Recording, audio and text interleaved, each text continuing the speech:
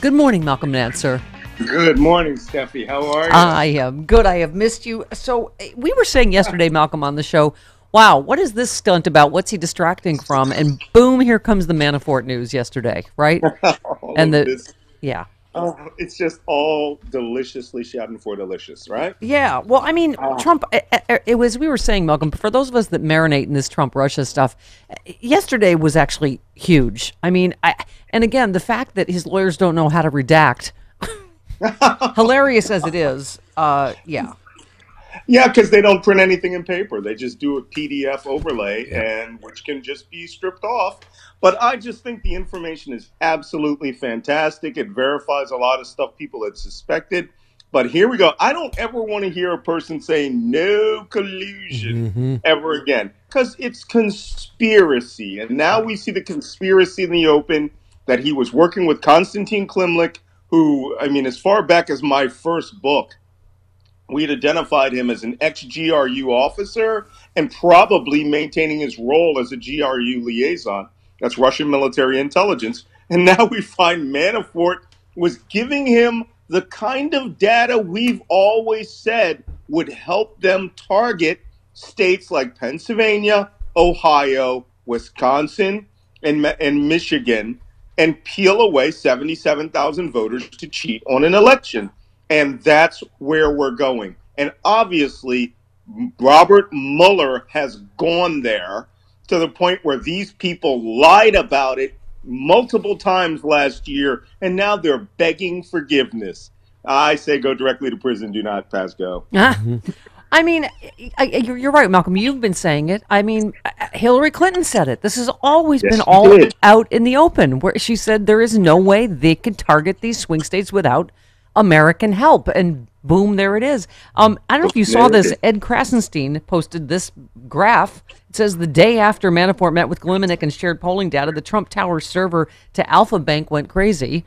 There's obviously speculation that this other secret lawsuit, secret company, is Alpha Bank, right? In the this Right. yeah, Well, there's been a lot of speculation about that over the last 2 years. And until we get a real technical intelligence breakdown of that, because I've heard from experts who said that that could just be, links that they had before.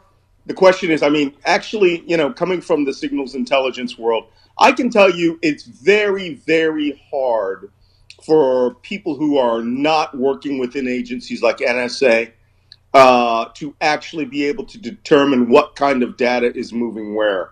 I mean, people are out doing sort of amateur sleuth traffic analysis of this information, but it would be great if it's true. But until Robert Mueller tells me that in a right, report, I'm not going to speculate on that right. because when it comes out, forget about the intensity of traffic, which is what we call traffic analysis, right? Time, space, and movement of data.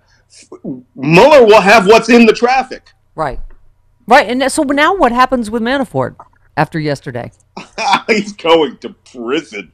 I mean, his filing was him pleading for them to let him, to show lenience. And it turns out that he was in conspiracy with Russian military intelligence and passing them this data on. And as I heard someone make a comment this morning, I think it was on Morning Joe, they said the only thing we don't know about Manafort yet, which I project we're going to know about very soon, was this debt that he owed to Oleg Deripaska, the Russian oligarch, was Deripaska directed through the Kremlin to ask Manafort to repay his debt by facilitating the cheating to bring Trump into power? And did they direct him or did he suggest that it would be best if he was campaign manager and that he could work as an agent of Russia in this? And now that we've got his sorry butt tied to Konstantin Kalimnik, Hmm. passing on data. We have the information that he would promise Deripaska briefings on the campaign.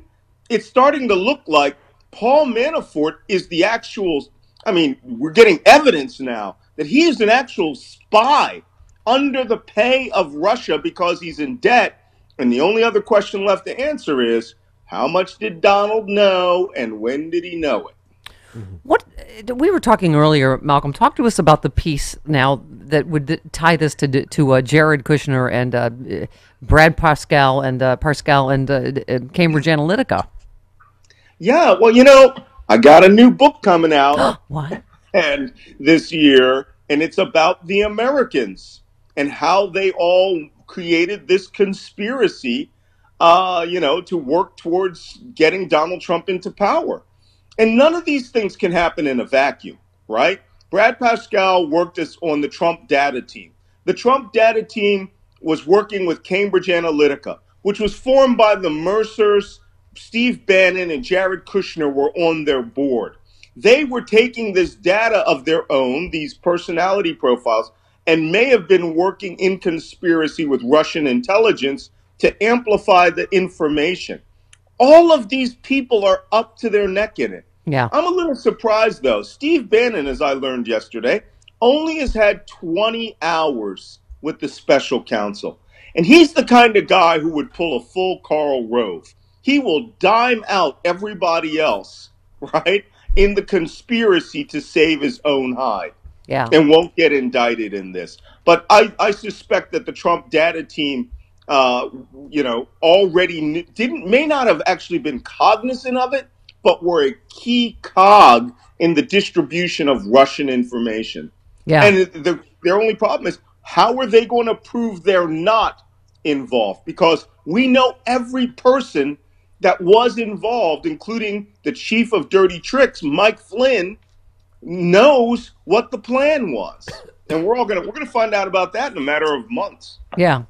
Okay, so the other piece we've been talking about is this, obviously, the McClatchy reporting about cell phone tower picking up Cohen's phone in Prague, right? Yeah, right. So I have no idea. Terry wants me to ask you, Steph, there's a theory floating around that the Cohen phone was taken to Prague by Junior. Don Jr., we know from the FBI raids that Cohen had a number of phones. Some of them were burners. If Trader Tot was on a clandestine trip to Prague, he wouldn't want to use his own phone. Because I was saying, because Cohen continues to deny that he was in Prague, right? Yes, Cohen. And the thing is, there's no reason for Cohen to have lied about this. Yeah. Okay, because he's already spilled to the special counsel. I want to caution people about the sources when it comes to people using the phrase signals intelligence. There's a character out there in the internet, and he views himself as an expert in this. The data that we're talking about is not discussed in public ever, right? No one even knew about this stuff till Snowden outed it. So there have been a lot of these news reports speculating about how that signal got there. Was there a signal actually seen? Was it pinging around the streets of Prague? It could have been anybody. Could have sent his secretary there, right? Yeah. But, it's fantasy baseball to say Jared Kushner took Cohen's burner phone. Jared Kushner's got his own security people. He can get his own burner phone. A smart person wouldn't take their phone at all, or a burner phone. They would just go there, have a face-to-face meeting, and show back up, and then turn their phone on when they get to London. Yeah. So, don't get your hopes up on these crazy, spurious reports. Get your hopes up on when we find the transcript showing that Manafort conspired with Kalimnik, and it's right there in Robert Mueller's filing documents. Yep. You also tweeted about, you said what's happening to Trump is regarding spouting Kremlin talking points is called meta-narrative framing. Trump sees everything through Moscow's worldview because they crafted a Moscow-centric worldview for him. He makes all his decisions within a bubble crafted by Putin. That's correct. Yes, and once again, as long as we've been talking, it is still terrifying. It is. Yes. I mean, is. just the latest thing about Afghanistan, what he said, you're like, wow, how much more evidence do we need that we have an active Russian asset in the Oval Office? I mean, this is just one of many times, right, where he's spouted this Kremlin talking point. I pull my hair out. And for all your listeners, if you have not bought Plot to Destroy Democracy, which explains this in horrific detail, I have an entire chapter about Trump called A Treasonous Aspect. And it talks about how Russia, starting in 2012, started creating a meta-narrative around him. And what a meta-narrative is people of influence talking to you and feeding you with their worldview. And if you're an empty-headed vessel like Donald Trump, this is the first time you're hearing it. And so when you're questioned in the future, you spout out what you first learned. And I think in education, this is called the law of primacy, where the first thing you learn is the first thing you recite. So Trump is reciting, and has been since 2013, all of these Kremlin talking points. Yeah. And I, in my book, point to it led back to a meeting at the Nobu restaurant with the 12 richest men in Russia, including a personal representative for Putin, the 12 oligarchs of Russia. And for 2 hours, they filled his head with Russia's perspective of the world. Yep. And he wanted, these people were worth $500 billion altogether. Well, right? So for him, yeah, he's going to say, these are my buddies, and this is the kind of money I want. I believe what they say to me. Yeah. And now we're getting it as U.S. policy. Yeah. They own him. What, and where are we at? Because you've often said, just admit to the hookers, the P tape. Cop to the hookers. But, I mean, how close are we to knowing, was he in fact offered 19% of Rosneft to roll back sanctions?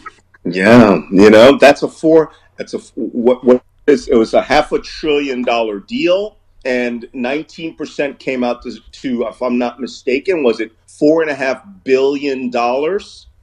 And I've said this since September of 2016 when I wrote it in my book, Plot to Hack America, that is a number that supersedes loyalty to anything, right? It's like that old James Caan saying in the movie Way of the Gun, you know, $5 million isn't money, it's a motive. Yeah, yeah. Well, and you also tweeted, the first place I saw Trump's announcement of a national address was on the wildly ridiculous Russian propaganda and disinformation outfit Sputnik. I mean, I keep saying, how much more obvious does the plot of this movie have to get? Are you concerned with the Rosenstein news today? You know, Rod Rosenstein, you know, I think that he's leaving because he's already done all the dirty work he can. I suspect at this point that the story is wrapped up. I'm not a believer at all that there's going to be a report in February. Not at all. I think that Rosenstein understands that what's happening is he's already issued all of the sealed indictments. And that means that guys like Whitaker and Barr cannot touch them. Wow. Right? Mm-hmm. And that's what they speculated early on when Whitaker came in. He was like, Rosenstein signed off on Trump's indictment, maybe, but everyone is sealed. And the only person that can unseal them is when they're launched is Robert Mueller. So Whitaker and Barr can sit there conspiring about how they're going to tell Trump everything. But these documents are sealed. And until they're unsealed into the courts in the open, right, they can't do a damn thing about it. What's the word? Shadowfurlicious. I just wanted to check with you. You did not leak any of the leaked information about Julian Assange, did you? Do not repeat that he's a Russian agent and is not nice to his cat and he stinks. Do not. That is private information. Do not leak that. You know, we need, if we have the impeachment duck, right? Is that what it is, or is it indictment? Yes, indictment duck. Indictment duck. Thank you. The indictment. You need to get like a British version of that duck ready for the indictment of Julian Assange. All of his, you know. Malcolm Nance said it. Now it's a thing. Indictment duck's a thing now, Travis. Yes, go ahead. Hey, I'm sorry, Malcolm.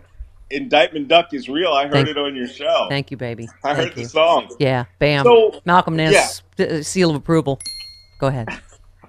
I'm gonna put that thing on. I'm gonna put that on my phone. Assange. That's the indictment duck for Assange. Okay. Assange. Somebody record it and make it a It's the Assange duck. Assange. All right. So there you have it. And you got to go. Congratulations on your Dora the Explorer seal of approval on Twitter. She said, Malcolm, your surprising ability to expose treasonous activity long before evidence is revealed, and I appreciate your sense of humor. The Dora Explorer seal of approval.